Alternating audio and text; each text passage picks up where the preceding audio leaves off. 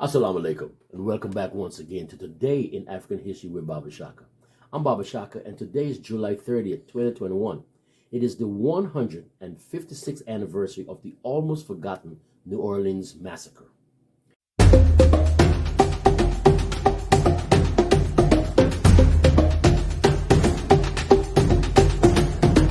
Now, some of you who got the chance to view yesterday's lesson on the Slocum Massacre may wonder why is it that Baba Shaka is focusing so much on white massacres of African people in America? Well, it's because some white people have made it their focus to massacre African people in the United States. It just so happened that the destruction of African bodies in these here yet to be United States have been an ongoing focus of individual and government agencies in this so-called quote-unquote land of the free and home of the brave. So let's look at the almost forgotten crime against humanity that took place in 1866 New Orleans. The New Orleans Massacre, also known as the New Orleans Race Riot, occurred on July 30th, this day, back in 1866. While the riot was typical of numerous racial conflicts during Reconstruction, this incident had special significance. It galvanized national opposition to the moderate Reconstruction policies of President Andrew Johnson and ushered in much more sweeping congressional Reconstruction in 1867. The riot took place outside the Mechanics Institute in New Orleans as African and white delegates attended the Louisiana Constitutional Convention. The convention had reconvened because the Louisiana state legislature had recently passed the Black Codes and refused to extend voting rights to African men. Also on May 12, 1866, 4 years of Union Army imposed martial law ended, and Mayor John T. Monroe, who had headed the city government before the Civil War, was reinstated as acting mayor, and Monroe had been an active supporter of the Confederacy. Now, as the delegation of 130 African New Orleans Black New Orleans residents marched behind the U.S. flag towards the Mechanic Institute, Mayor Monroe organized and led a mob of ex-Confederates, white supremacists, and members of the New Orleans police force to the Institute to block their way. The mayor claimed their intent was to put down any unrest that may come from the convention, but the real reason was to prevent the delegates from meeting.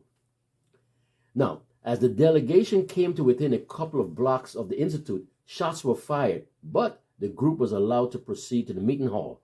But once they reached the Institute, the police and white mob members attacked them, beating some of the marchers while others rushed inside the building for safety. Then the police and mob surrounded the Institute and opened fire on the building, shooting indiscriminately into the windows. Then the mob rushed into the building and began to fire into the crowd of delegates. Now, when the mob ran out of ammunition, they were beaten back by the delegates, or at least those who were still able to fight. And the mob left the building, regrouped, and returned, breaking down the doors and again firing on the mostly unarmed delegates. Now, as the firing continued, some delegates attempted to flee or surrender. Some of those who surrendered, mostly Africans, were killed on the spot. Those who ran were chased as the killing spread over several blocks around the Institute. By this point, both the rioters and the victims included people who were never at the Institute. Africans were shot on the street or pulled off of streetcars to be summarily beaten or killed. And by the end of the massacre, at least 200 Black Union War veterans were killed, including 48 delegates at the convention. Altogether, 230 people were killed and 46 were wounded. Now, the riot's repercussions extended far beyond New Orleans. Northerners, angry over the violence, helped the Republican Party take control of the U.S. House of Representatives and the U.S. Senate in the congressional election of 1866. The Republican-controlled Congress subsequently passed the Reconstruction Act of 1867, which was a series of measures that called for army occupation of 10 former Confederate states and measures that ensured voting rights for Africans, or at least African men. Meanwhile, martial law was immediately reimposed in New Orleans after the riot, and Mayor Monroe and other city officials were forcibly removed from office for their part in the massacre. Now, they were just removed from office, but no other punishment was meted out to them. Okay. Now, please allow me to remind you that the Republican Party of that time is not the same Republican Party of today.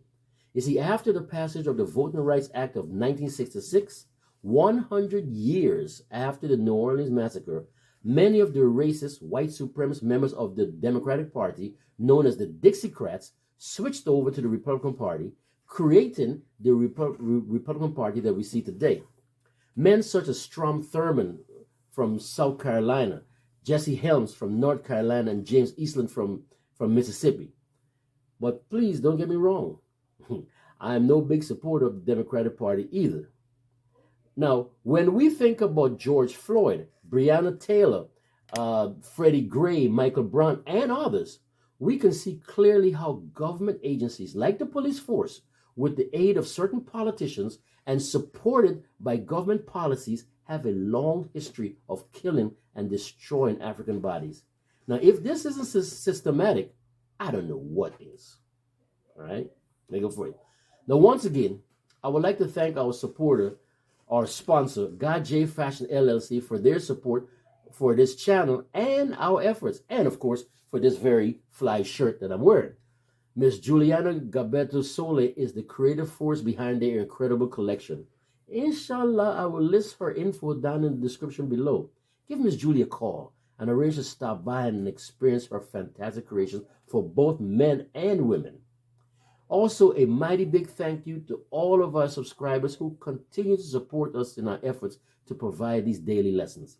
To those of you who have not yet subscribed, please take this time and hit that subscribe button just below there and lend us your much needed support.